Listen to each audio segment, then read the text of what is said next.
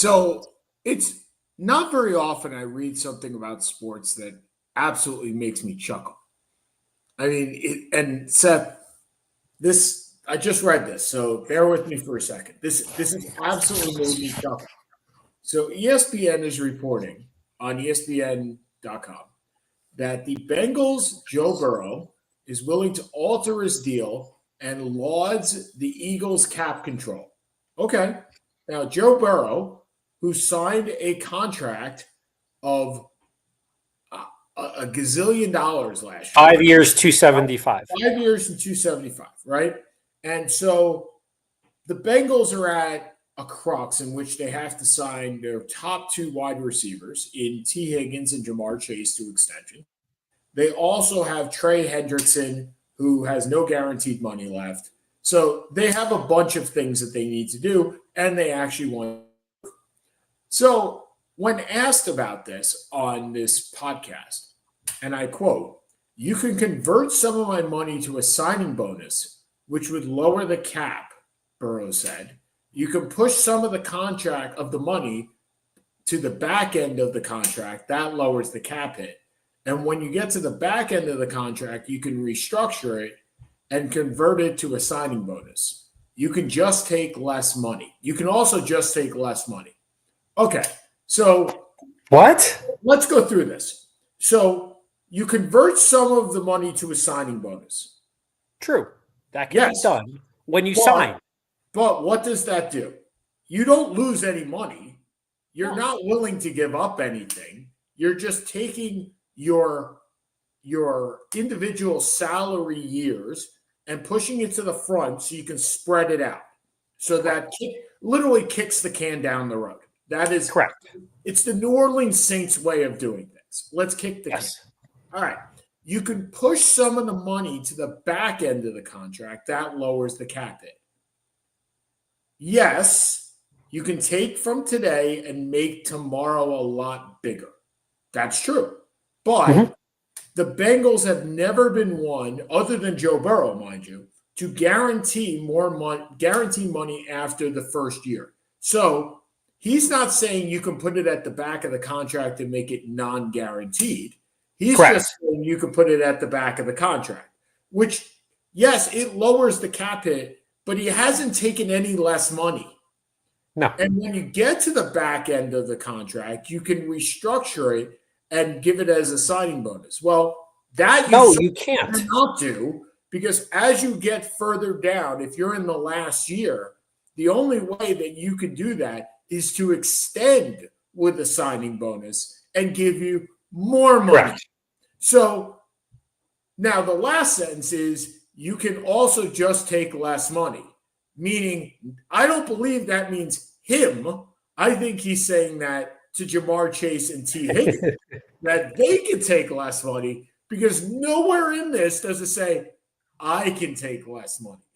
So this whole concept of Joe Burrow is willing to alter the deal. Yeah, he's willing to alter the deal, but he's not willing to do anything that is to the detriment of him. So it's a nice title. I think it's great. I think it actually, for the first time, Joe Burrow, this is the first paragraph. For the first time this offseason, Joe Burrow divulged key details in a contract restructure that can help the franchise sign key players to longer-term deals. Well, yeah, restructure, kick the can down the road, sure. But now you're doing everything that the Bengals don't. Why the Bengals are never in cap hell? And look, just because they don't do this. Yeah. Right. So Mike Brown has been completely besieged by his fans because he says, after I want a signing bonus, which is guaranteed, and I want the first year that is guaranteed. I do not want to give any money other than those two items to anybody that is guaranteed money. Now, he did change that for Joe Burrow. Correct. Don't see him changing it for anybody else. And the reason why he does this is twofold. First of all, if you guarantee money in the future, it is required by the NFL to put that money in escrow. So he's got to cough up that money today and put it in escrow for tomorrow. That guarantees. I actually didn't know that. It's part of the NFLPA because it means owners can't go bankrupt and not be able to. I get it. I just didn't know you could do that. Makes perfect sense. It's the actual same reason why if you defer money in Major League Baseball, you have to put it in escrow.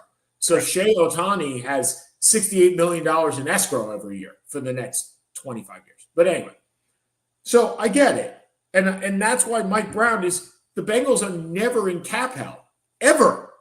And look, you may say all you want that the Bengals are mismanaged, and you can accurately state that over the last 50 years. They have probably been mismanaged.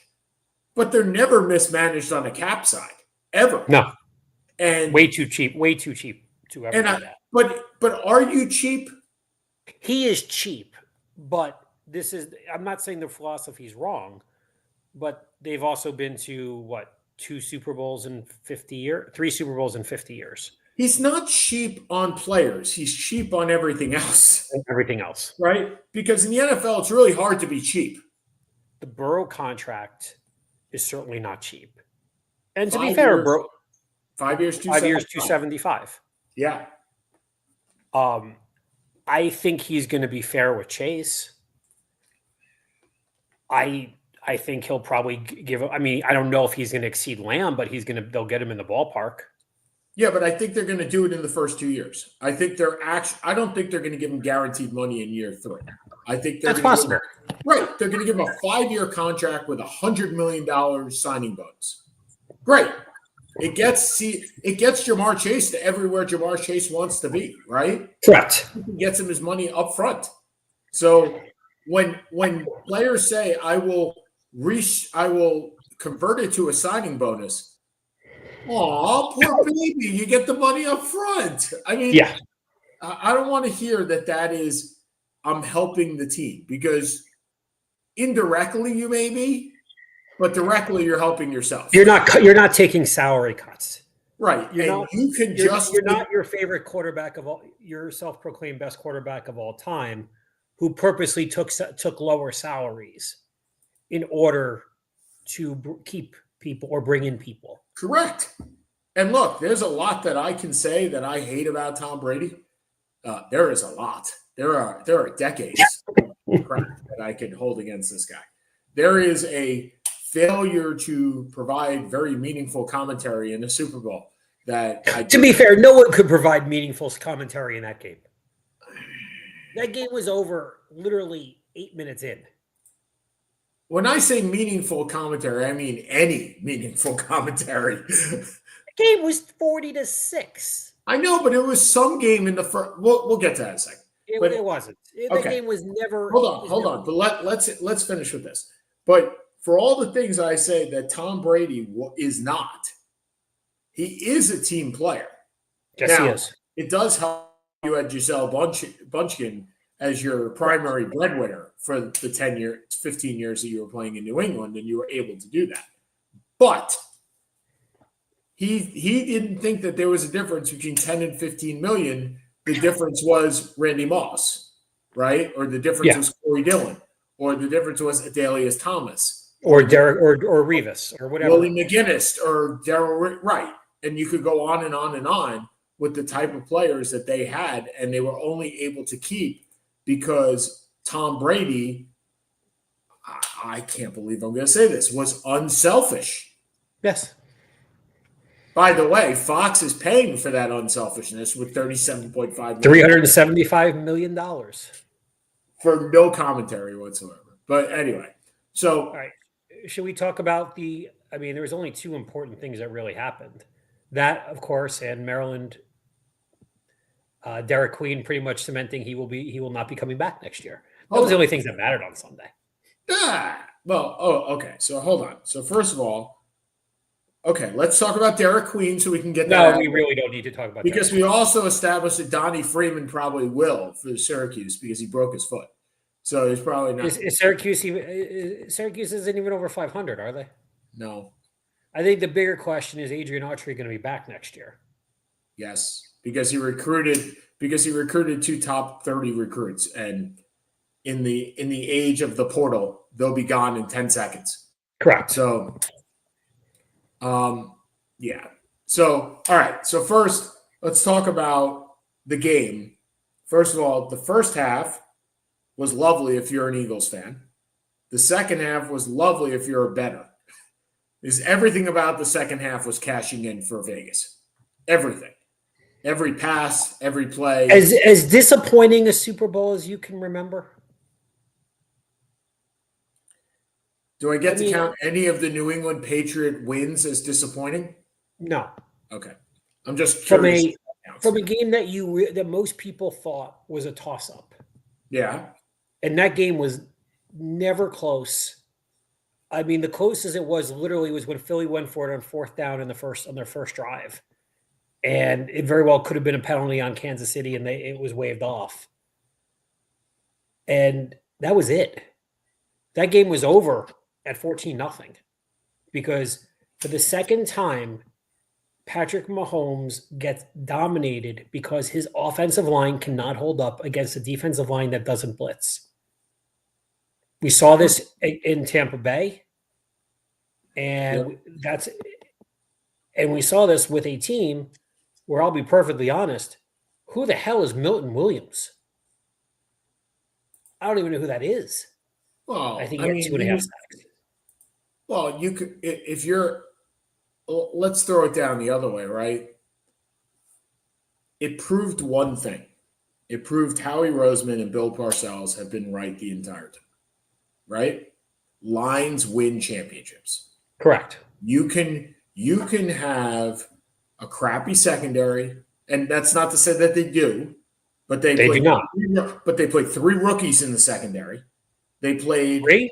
They have Mitchell. They have Dijon. Who's the third? And Maddox. The guy that got the interception at the end. So they played 3 rookies. Okay. They played now Zach Bond had a great year. Don't get me wrong, Correct. but a 1-year, $1.5 million contract to play middle linebacker. Okay. So they got him basically off the scrap heap, right? 1.5 million, right? So you have scrap heap linebacker. You have 3 rookies in the secondary.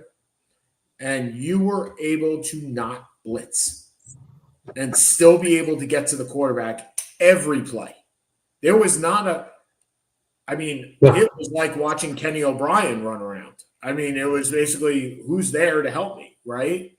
And for Kansas City, now you understand Joe Thuney was not playing finally got exposed, right? He's a guard. He's not a left. He's a very good guard. He's an all guard. Yeah. He's not an all-pro left tackle. No. The fact that he was even able to play through the entire playoffs at tackle shows you just how good a lineman he is. Now, so they have 2 really good all-pro guards in Trey Smith, who they may lose, likely will lose. And if you're looking at a team that needs a Trey Smith, well, we just talked about Joe Burrow. And they could use it, right? And the Bears could use it. And Trey Smith is going to get a lot of money. Trey Smith is going to get more than Joe Thuney and become the highest paid guard in football. It is. I don't even think it's close. He will get it because the cap keeps going up. So hence the numbers keep going. Okay. So they were without a left tackle. They were without a right tackle. Creed Humphrey got this big contract, but how much can 3 offensive linemen do against the Georgia defensive line? Because that's basically what that was, right? Jalen Carter, excuse me. Jalen Carter, Nolan Smith, right? Josh Sweat. I don't know if Josh Sweat was Georgia. No, he wasn't. I'm just saying, like, their entire defense is Georgia, right? Like, everybody on that team is in Georgia. But Josh Sweat has 2.5 sacks. I believe he had 4 tackles, a couple of pressures. And I don't remember who said it, but I heard this yesterday in that a sack is no longer a indication of the quarterback. Of the quarterback but now the line. Yeah. Right? Where it's you can run if you got the most mobile quarterback in the world, but if you don't have any protection whatsoever, it's absolutely the line's fault. And Correct. we saw that more and more on Sunday. And the Eagles are already established as favorites for next year and as the number one team. I don't know. I know Zach Bond is a free agent. Again, 1-year Right. contract. But I don't think they have too many others. I don't think they do either. I think, look, I'm never, I think I've talked about They have Josh. I'm sorry. Let's go through it. Josh Sweat, Brandon Graham, who either is going to return or retire. Zach Bond, who we just talked about. Milton Williams, your guy. Oren Burks. I don't recall him. Isaiah Rodgers is a restricted free agent. Trust me, he's not going anywhere after being banned for a year for gambling. And the Eagles gave him. And then Ben Von Sumenen. That's your defense. Your offense has Mekhi Becton, my favorite player. By the way, when I saw Mekhi Becton go out with an injury, I was like, yep, that figures. I was like, biggest game in the season. Ian Book, not gonna lose sleep over him. Paris Campbell, Britton Coveney, LaRaven Clark, Jack Driscoll, Kenneth Gainwell, Nick Gates. Nick Gates is a pretty big loss. That would be a loss. Fred Johnson, CJ Uzuma, and Rick Lovato. How many of those guys played?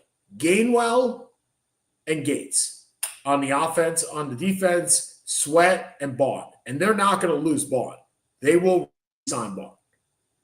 Yeah. And at that point, you got the same team. Yeah, you're look, you have a sizable window for a couple of years.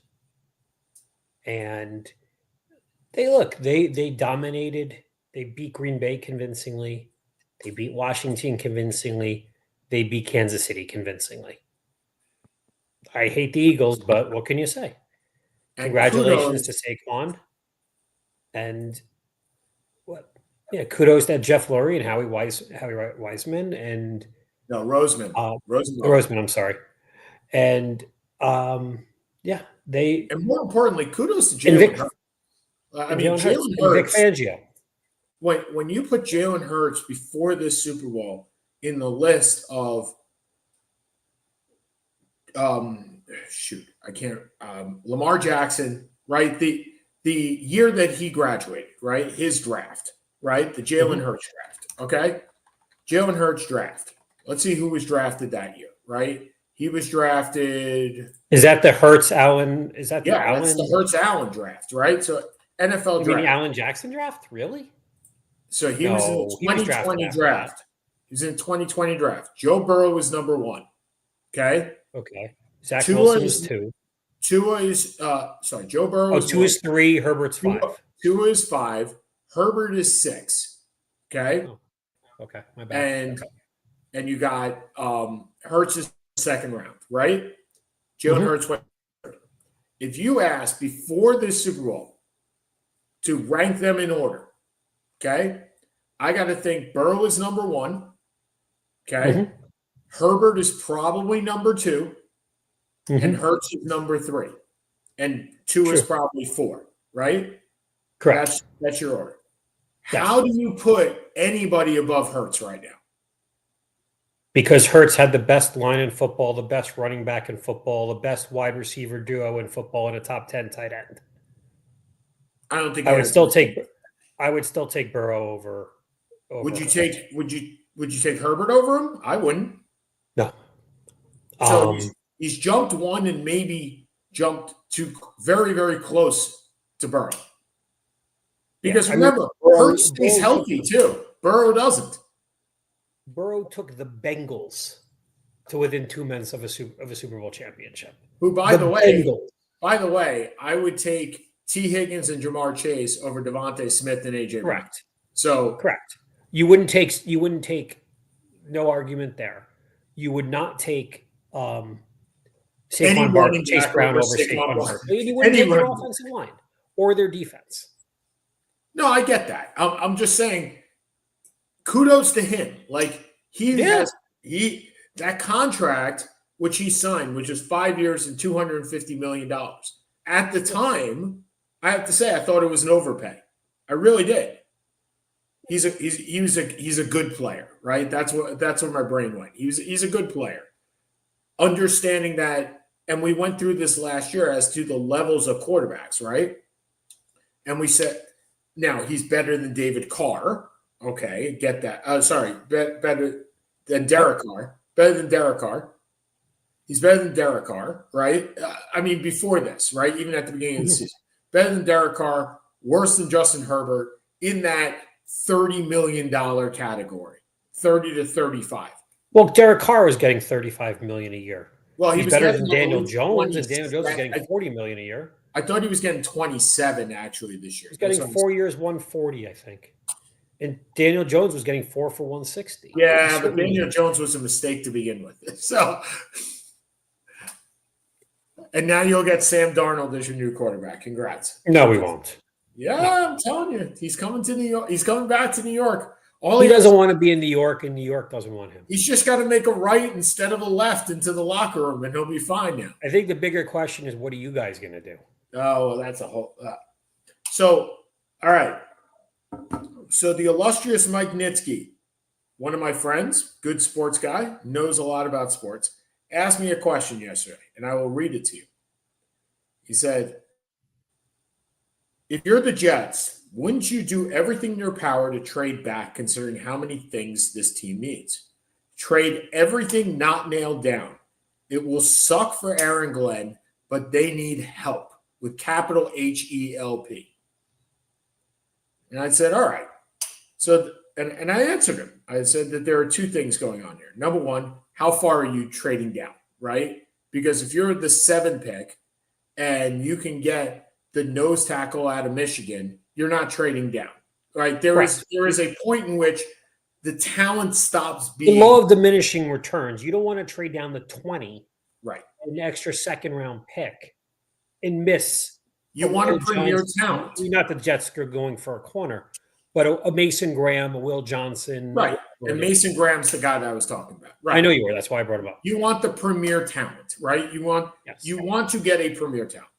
So I said there's a point that you don't do that. I also said there are probably 5 to 10 people on this team that you don't trade for one reason or another. And a lot of them have to do with contracts. But so here are my guys, if you are the Jets, that you do not trade. You do not trade Garrett Wilson. You do not trade a number 1 wide receiver. What if he demands one? Then you trade Devontae Adams and get the hell out of there. And I think that's Adams anyway. I think that's his problem. I don't think he's going to demand a trade. But just me. Okay. You don't trade Braylon Allen, who is the running back behind Breece Hall. You do trade Breece Hall, but you don't trade Braylon Allen. Question is, what do you think Breece Hall can get you? Second round pick. Second, maybe a low first. Okay. Maybe. How much left does he have on his rookie deal? 1 year, and then he gets an extension. Okay. You can extend him this year. You can extend him and Wilson this year. That's why this year is important. Okay, Carter Warren. He's got an amazing. I don't know who that is. I'm sorry. He's a swing tackle. I'm just saying he's swing tackle on a great contract. You don't trade your first round pick from last year, Olu Fashanu. You give him the Penn State lineman. Penn State guy. You don't trade your center, Joe Tippmann. Are you happy with Tippmann, or he just serves his purpose at this point? He serves his purpose. He's on a $2 million deal, and he's your starting center. I'm good with that. You don't trade Will McDonald. He had a great year this year. You don't trade Jermaine Johnson, who tore his Achilles, because you're not going to get what you need from him. Correct. You're not going to get value. And he's still on a very, very great very, very great. He's on very, very, very good contract. You sound very Trumpian. Very, very great. I know. And I hate when people do that too. And you don't trade Leonard Taylor, who's a rush and on $963,000 contract. Do you trade Williams? Yes, you trade both Williams. And part of that, trading Sauce. You're okay trading Sauce. I am, because he's going to want a $30 million. He's going to want a $25 million a year deal. And you have said, I am okay with trading Quinn and Williams.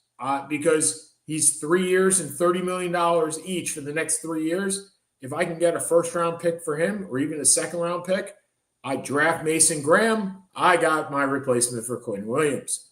And look, it's hard when you're going through the draft. I get that, right? You're not going to hit on all these picks. But I'm gonna quote. Oh my God, I'm quoting Tom Brady and Bill Belichick in one broadcast. The draft is like a dartboard. You just got to keep throwing darts. Eventually, you'll hit something, and that's why Belichick was all about trading back, right? Because I can accumulate more shots at my dartboard. So, hold on, give me 30 seconds. Yep. As far as my quarterback is concerned, I have absolutely no clue what we're doing. I don't want to draft one, at least not in the first round. If I can trade Breece Hall and get a second-round pick and trade for him, yeah, I'm good. I'll use that extra second. If I can get it back into the first round and get one of those lower guys, I don't really want Jalen Monroe. Look, Seth and I have talked about this numerous times that I love Joe Milton, who has a cannon from an arm, but I don't think that the Patriots are going to trade with the Jets. I mean, it would be nice, but I don't think it's going to happen. And so, yeah, so that's where I stand on the Jets. I'm interested in Seth with the Giants and where he thinks that they're going to wind up. Obviously, he does not think that Sam Darnold will be in play. We now have, I believe the draft is the last week in April. So we now have 2.5 months to talk about the NFL draft. I'm sure it will be done over and over and over again. But we do have 2.5 months to talk about it. So I'm sure Seth will have his thoughts on that as we get closer because, yeah, I mean, here we are, right? And so we talked a little. I'm still waiting for Seth to join us again, but I watched the Knicks play. Oh, Seth says he's back. All right. So you asked me what we're going to do if I'm a Jets fan. I just said on the air I'd love to get my guy Joe Milton, New England, but I don't think that's happening. I can't see the New England's not going to do you a favor. A favor? I'll give them a 6th-round pick for Joe Milton, who went in the 7th round last year. I mean, they got Drake May. They don't need Joe Milton. Yes, but they don't want to trade him to the Jets. This is true. I did say. I assume you look in the 2nd round for a Jackson Dart if he can fall that far. Yeah, I said that if we trade Breece Hall, that's your extra 2nd-round pick, right? You take your shot at it. I do not want Jalen Monroe at all. I don't need another one of those. I don't need a guy that has all the tools and nothing else. And I got to groom a guy that has tools because guess what? When he's on the Jets, we never get those tools guys to actually become good players. Unlike every other team in the NFL, they still become tools players, right? Vernon Golston being number 1 on that list. I can name D. Milner. I can name 1,000 Jet first-round picks that did not work out. Johnny Mitchell. I remember it well. Who went one pick after. Who do you go one Derek pick after? Derek Brown. Derek Brown, yep. The only time the Jets and Giants have had back-to-back tight end picks. Now, I don't know why I know that. Okay, so Derek Queen aside, how much are you into college? What's your next step here? You who really do only focus on one sport at a time. I don't think you have your NFL fix. Now your NFL fix is gone. Where are you moving to? It's a combo of NBA and soccer at this point. It's a little bit of both. I think college basketball is awful. So when's the last NBA game you watched? Soup to nuts. Saturday night. You watched the whole game? Yeah. That was the Celtics and Knicks. And what about before that? Full game? Don't know. I watch with Carly. I can't watch full games. I watch where I can. Are you going to watch this weekend? Wait, Are you going to watch on Valentine's Day? Yeah. I'm dropping Morgan. They're going down. They leave for Florida. I have to. I know. I was thinking about that while I was walking to the supermarket after we got off the phone last night. I was like, Seth gets out of Valentine's Day dinner. I do. You better have something for her on Friday morning, though. She's like, don't worry about flowers, so I'm good. Besides, last year's birthday carries a long, long line. This is true. Anyway, okay. So you watch the Knicks get pummeled by the Celtics. I mean, yes, pummeled. Yes. So I watched the whole thing too. Again, I don't think you're going to see that Celtics team. First of all, Luke Cornett will not be playing in the playoffs. Not like that. He won't. Not like anything. I don't think he'll be playing. So the Knicks played the Celtics on Saturday night. No KP, no Drew Holiday, no OG Anunoby. And they got pummeled. And then they came back last night. I'm not sure if you watched any of last. I know they beat Indiana. I think they were winning. Yeah, Karl Anthony Towns. So Jalen Brunson gets into foul trouble, and only plays 26 minutes. Now I understand that's like a record on the low side for Tom. That's a breather for him. Yeah, Mikal Bridges only played 26 minutes too and was not in foul trouble. And Karl Anthony Towns goes for 40 and 13. And I am like, wow. Now, Miles Turner didn't play, so a little bit of a breather on the inside. But this Knicks team, look, I don't think they're a championship team. I've said that from the very beginning. They need a year to get acquainted. I don't think they're a championship team. And they need a Mitchell Robinson piece. Yeah. They need a piece. They need a big – I heard Mark Williams was available. Well, I'll get into that in a second, yeah. But it's shocking how my prediction came true right away, didn't it? It did. Right away.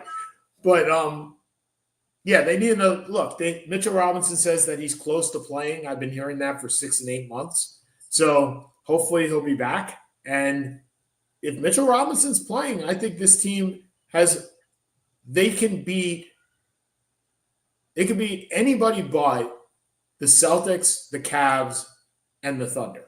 So if they get lucky, right, they can make a finals, an NBA finals. Well, I mean, that's conceding Oklahoma City's there, which while they're the favorite is certainly not right. But I'm saying make the finals, right? So, I mean, but I keep looking at, and every single time I look at the NBA's, I'm looking on my phone. I don't know why I'm doing that. NBA standings, right? Each and every time I look at this, I am amazed by just how bad some of these teams are. Like, Seth, the 76ers are, first of all, they got crushed they lost last night to the Bulls. And you would say, oh, they lost to the Bulls. Of course, Embiid didn't play. Of course, George didn't play. Of course, not the Bulls. Sorry, the Raptors. Of course, Tyrese Maxey didn't play. Hey, guess what? All three of them played. George played 36 minutes, went 5 for 12. Well, there's your $40 million a year. Embiid goes 38 minutes and goes 8 for 19.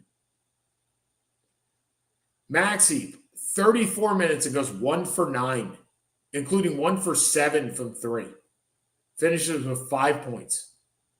Guys, this is not the Oklahoma City Thunder they're playing. This isn't even the Los Angeles Lakers they're playing. This is, I'm tanking, so I'm going to sign Brandon Ingram to a 3-year, $120 million contract Toronto Raptors team. Yeah, I don't get that at all. But yeah, that's. And you look at the standings, they are a game and a half out of the play-in. They're a game above the Nets, who are literally. Nets won the other night. Nets won like 3 out of 4. Yeah. They're 5-5 in their last. They're 5-5 in their last 10. Yeah, Jordy Fernandez is doing a great job. I say, go New York, go New York, go New York, go. Well, Jordy Fernandez decided not to coach the Canadian team anymore, so now he's got more time on his hands. There you go. So the 2 things are definitely good. The Wizards have still only won 9 games, so I think my You're looking great on that, buddy. I am absolutely looking great on this. And the Lakers are now in 4th place. The Lakers would be a home team in the playoffs right now. Well, they'd be tied. They're tied for 4th. Right. Well, they're a game But up yeah. in the loss column. Yes, and they would be favored in that. They would be favored in that. Favored over the Rockets right now? In a playoff? Yeah. Okay. No one's picking Fred VanVleet and Eamon Thompson over LeBron James and Luka Doncic in a playoff series at this point. So for those scoring at home, in the last 10 games, the Lakers are 9-1 and have won 6 in a row. And that's without Mark Williams. That is. It's also partially without Anthony Davis. I heard he got traded. And I heard he got hurt again. Exactly. But the Mavericks won the other night. Well, that makes it all worth it. The Mavericks are a half a game out of 9th. And they're 1.5 games out of missing the playoffs entirely. Yeah, that West is really, really tight. The Clippers are that West is stacked. The Clippers in 6th place are 14 games out. The Timberwolves are 14 at 7th place. The Mavericks are 16. The Kings are 16.5. The Warriors are 16.5. And the Suns are 17. In Phoenix, Phoenix is out of the play-in right now. They've been out of the play-in. I know. It's wild. But they won last night. I mean, Durant played well. Durant goes over 30,000 points. Why wouldn't Durant play well? He's Durant. It's good. No, they lost last night. I'm sorry. Against they lost to Memphis, I thought. Yeah, and Durant has 34 and 5. That team has 3 guys. Still 3 guys. Yeah. I mean, what's his face didn't even play. Beal didn't play. So Durant has 34. Bol has 18 in the starting lineup. Bol is playing? He's not playing. He put up 30 minutes last night. So he was in the starting lineup. So, okay, this is what happens when you don't have children and you can watch basketball. First, you watch the Knicks play. It's not children, it's wife. Okay, wife. Fine. First, you watch the Knicks play, and then it's like 10:30, and you've already slept a little bit, and you've already woken up, and you're like, the Suns and Grizzlies are playing. Okay, let's just keep going with that NBA game. So I started watching the Suns, and I got to tell you, Shaq loves Bol. He was like hyping him up the entire pregame, and he's like, 18 points and 14 rebounds? Yes, in 30 minutes. Damn. And he shot from 3 10 times. Damn. Now, for those that do not know, Bol is the son of the late, great Manute Bol. Great Manute Bol? Look, Manute Bol was great. I don't know if I call him great. Manute Bol was great. Even if it was just because he was 7'8", he was still great. The greatest Manute Bol story, I know I've told this on this pod, but I'll say it again. When he moved to the United States, he lost his luggage. Okay? Now, if I lose my luggage, I go into Macy's. If you lose your luggage, you go into Men's Warehouse. Bol loses his luggage. Where the hell does that man go? Big and tall. Big and tall times 2? Where did he go to? Do you remember where he went to college? I do not. Southern Hartford? Hartford? It was University of Bridgeport. Oh, you're right. So, hold on. So he's 7'8", right? By the way, he's not big and tall. He's just tall. Correct. He weighs like 210 pounds and is 7'8". And when I say beanpole, he was a beanpole. So they estimated the clothes in his suitcase were worth $25,000 in 1990. Oh, Seth's gone. We just lost Seth. Sorry, I lost you for a second. Yeah, we still lost you. Your camera's gone. Huh. Hold on. We are removing Seth. Okay. Don't go. Camera's still gone. Camera's still gone? Now you're black. Totally black. It's like the Nike commercial now. You are Jordan. Nope. Oh, wait. Yeah, there you are. All right, now you're back. So anyway, Okay. so his suitcase was valued when he lost it. The clothes inside, $25,000 to replace the suitcase, the clothes in the suitcase. And so Damn. I remember going to my mother and saying, Mom, he must have had some really nice clothes. And my mom said, no, he probably just had clothes. He's 7'8". Where the heck are you getting those clothes? I was like, okay, that makes sense. So his son is Bol Bol. His son looks just like him, except he's 7'2" instead of 7'8". And he shoots threes. He actually shoots threes with a one-handed shot. If you remember, Manute Bol shot threes like a soccer player. Yes. Over his head. It was a very, yep. So, yes, Bol Bol. I don't remember where Bol Bol never went to college, I believe. He was drafted straight out of high school. I think so. Correct. Sounds right. Or did he play as a freshman? I don't remember. No, he played at Oregon for 1 year. He was a second-round pick of Miami, and he's gone. I know he played in Denver for a little bit, and then played in Portland. I think he was drafted by the Celtics, wasn't he? No, he was drafted. No, he was drafted. It says second-round pick. He played for the Celtics, I believe. Hold on, I'm bringing this up right now. Drafted by the Heat. Right, drafted by the Heat. I thought maybe he tried out for the Celtics and he didn't. Maybe he was on their summer. He played for Denver for 3 years, Orlando for 1. Orlando, he played 70 games. He averaged 9 points and 6 boards. That's not bad in 21 minutes. And then he's been on Phoenix the last 2 years on a minimum contract because that's all Phoenix could afford. And when you want size, you know what? Getting a Bol Bol is not bad. You get size. He just can't do anything. But last night in the first minute, he scored a 3, assisted on a play, blocked a shot, and committed a foul in the first minute.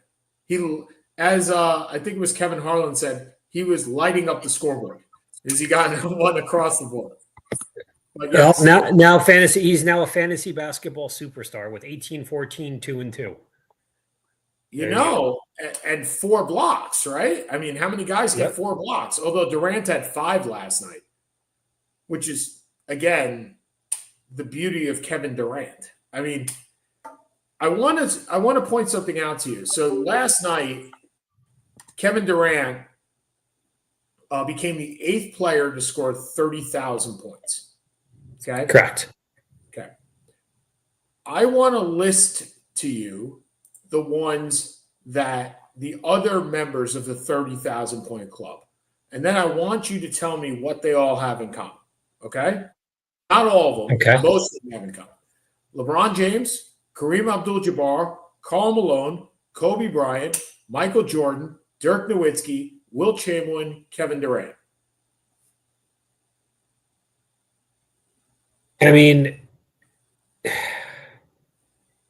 not that they all won championships because Karl Malone didn't. I mean, the one thing it feels like a lot of them were big time alpha guys, if that's where you're going with it. No, I think you had it I think you were hitching is that 1, 2, 3, 4, 5, 6. 6 of the 8 started play after 1984. Yeah, well, it's the only one who didn't. No, Kareem didn't either. And Kareem, no, I said started play. Play. So what I'm saying is you've had an explosion of points in recent, because remember when we were kids, it was Kareem. That was it, right? There was nobody close to Kareem. Nobody even the ballpark. Yep. Right? And then there was Chamberlain down here, and then there was nobody lower, like I think it was Elgin with like 26. Like there was nobody. Or John Havlicek or something like that. It was, I think Havlicek was 24, but there's nobody there. And now the explosion of points since the 1980s, the changing in basketball has, again, that's what, to me, completely messed the record books up. And look, KD's got 30,000 points. Will he break Kareem's record of 38? Will he get to 38? I think he has a chance, right? I mean, I think so. And that means LeBron's 1 and KD's 2. Okay. And again, it diminishes Kareem Abdul-Jabbar. It just does. It's going to continuously. Right. You've said all along the 2 top 10 players that will be diminished all time. The 2 all-time greats that will be diminished are Kareem and Bird. I believe were the 2 that you. Was it Kareem and Bird or Kareem and Duncan? I forget which. No, Duncan won. No, I think it was Kareem and Bird. I mean, Bird is right. People forget how good Bird was. I mean, yeah, Bird was the unanimous best small forward of all time going into this millennium. Yep. I mean, the discussion was always very simple. It was Magic and Michael were the guards. Bird, sorry? No, you're right. Bird, keep going. Bird and either Elgin or Tim going into the millennium, it wouldn't have been Duncan. So when we were growing up, it was Bird and probably Elgin Baylor, and then either Chamberlain, Jabbar, or Russell. Yep. That was your starting 5. And Jerry West was your 3rd guard. Jerry West and Oscar Robertson were your backups. Yeah. At the guard. Havlicek was your backup at the forward. I'll say, by the way, outside of Boston, I think Hondo also has been diminished. Correct. Right. And because, I mean, he was the number 2 player on a team that won, he was there from, I think, 62 to 78.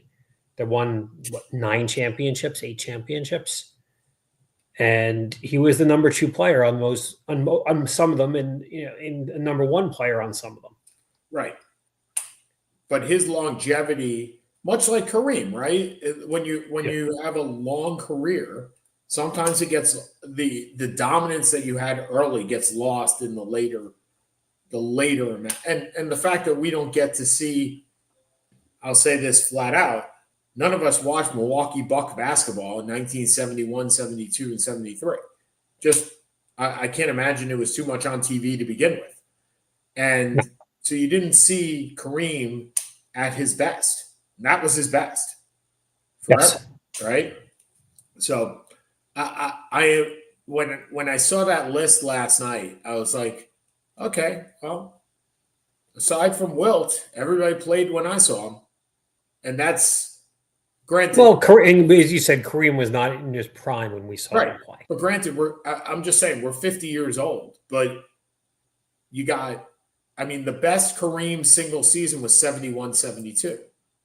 Every other player except for Wilt. Well, I don't know. I mean, look, that team won 30 some odd games in a row. They won the title. They were sensational. Yeah. I don't know if that was Kareem's. I can't differentiate. No, that's the most points in a single season. Okay. Because I know he's won, I think, 5 MVPs. Yeah, that may not have been his best year. That may not have been his best year, but certainly that was it. Okay. We got 10 minutes left. So let's talk about the trade that wasn't, right? So okay. So unless you got something, what do you got? No, I was going to talk about the Hall of Fame. Yeah, let's do it. Let's do it. We can bring back the trade that wasn't next week. So next week, because it's still not there. No Eli Manning. No Eli Manning. Will be hard for Eli Manning to get into the next couple ones because you have other players that are. Drew Brees will be coming in. Brady, I think, will be coming in. He may have an interesting run for a couple years. Look, I've never thought of him as a Hall of Fame quarterback. Now, again, this is obviously highly debatable within New York Giants fandom. I think it's less debatable probably nationwide. But, I am a small Hall of Fame. I want my guy to be one of the 3 or 4 best players of his era at his position. Were you happy with the selections based on your small Hall? I was actually very happy with Sterling Sharp. Okay, so let's play this. I thought Sterling Sharp was a top 5 receiver when he played. He was the second best receiver when he played. He just didn't play very long. Right, because of injury. Yeah. Antonio Gates was the best tight end in football, or one of the 2. Yep. No argument. Eric Allen, I was okay with. I was surprised Jared Allen got it. That one I didn't see coming. I would have probably had Marshall Yonda. I may have had even Vinatieri. I was surprised Jared Allen made it. I think I was more. Sorry. I was more surprised by the ones that didn't make it rather than the ones that did, right?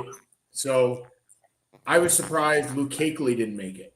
Like, he was number one on my list of – he was the first or second best middle linebacker of his generation, right? It's him and Patrick Willis. Correct. Him and Patrick Willis. That's it. There's nobody else in that list. Nobody. So where is he in this? Vinatieri, you know my feeling on kickers. They shouldn't be in the Hall of Fame any more than there should be a DH.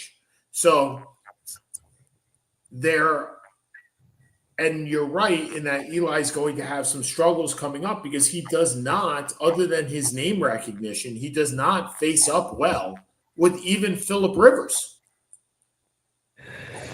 Yeah, the question, but that's where it gets interesting because with Rivers had more talent around him, but Manning did win 2 Super Bowls. So I think that's more of a push. I mean, and let's be honest, he won 2. He played his 4 best games of his career for all. I shouldn't say his 2 best games of his career were 2 NFC title games, and he played well enough to be the Super Bowl MVP in 2 other Super Bowls. By the way, next year you got Drew Brees and Larry Fitzgerald. Okay, those are no-brainers. And then you got Kuechly and all the others. You Everybody also have next year Frank Gore, which I think is a tremendous debate. No, I'm not saying he's That's a really tough call. Yeah, but he's the third leading rusher of all time. He is. But again, is it a Don Sutton? You know my feelings on Don Sutton. You don't think Don Sutton's a Hall of Famer? No. But I think Burt Blyleven is, and I think those are very different players who had different levels of dominance. You have Frank Gore, you have Phillip Rivers, you have Maurice Pouncey, who's also a top 5 center. That's the offensive linemen are so difficult for me to call. And you have Alex Smith. I mean, he's definitely going to be in there, right? By the way, Bill Belichick's up for next did you say Alex Smith? I did. I was just joking with you. That famous Long Island sense of humor lost me for a minute. But Bill Belichick's also up next year. Remember, you can only – while they used to put a minimum of 4, that's now gone. They want to make this smaller. So you have the Kuechlys, right? You have the Vinatieris. I would put Kuechly over Eli Manning in a heartbeat. Mm-hmm. Not even close. And of these guys, and Jason Witten too. Is Witten a Hall of Famer?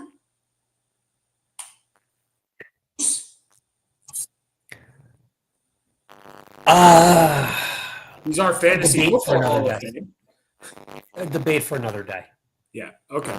I would actually want to look back at his stats. I don't know. Okay. So final 5. Go ahead if you would like. Yeah.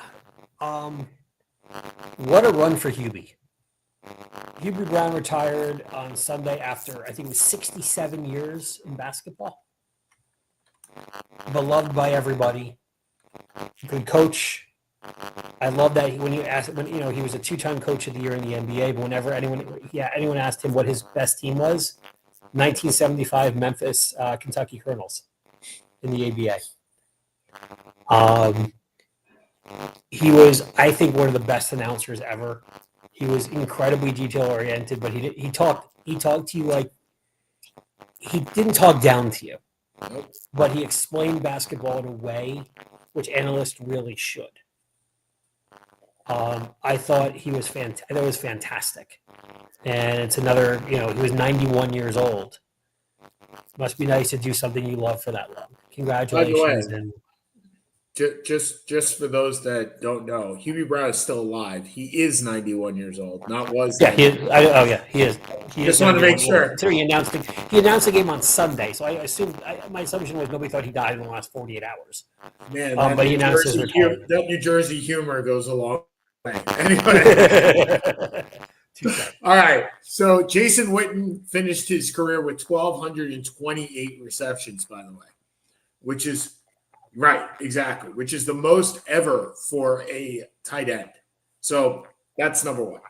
Number two, you stole my Hubie Brown comment, which was going to be what my final five was as well.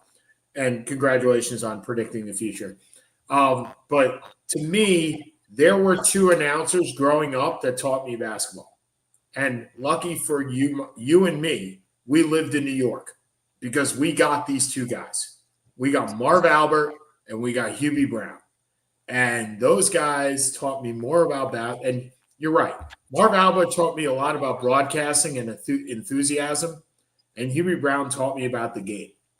And for not only for him to be able to do it for as long as he did it, but he has touched every single major player in NBA history, top to bottom, from George Mikan to LeBron James. He has been a part of the NBA. And with Marv leaving and Hubie leaving, it really does, I guess, pass the baton, right? More and more. And now we're having TNT not having the NBA next year and it moving on. It really is, we like to say the end of eras, but it really is the end of an era for the NBA. Not that that's bad. It's just different. So we're going to move on with Reggie Miller now on ESPN, and we're going to be streaming stuff, and everything's going to be streaming. And it's not your father's or our NBA. It's the future's NBA, and that's okay. It's Shai Gilgeous-Alexander's NBA. It's not Michael Jordan's NBA. So that is correct. Not necessarily a bad thing. All right. For Seth Kamens, who I can't get this right, is over there. I'm Sean Palmer. We'll talk about the trade that never was because it never will be next week on Seth and Sean Sports. Have a great week, everybody. See ya. Have a good one.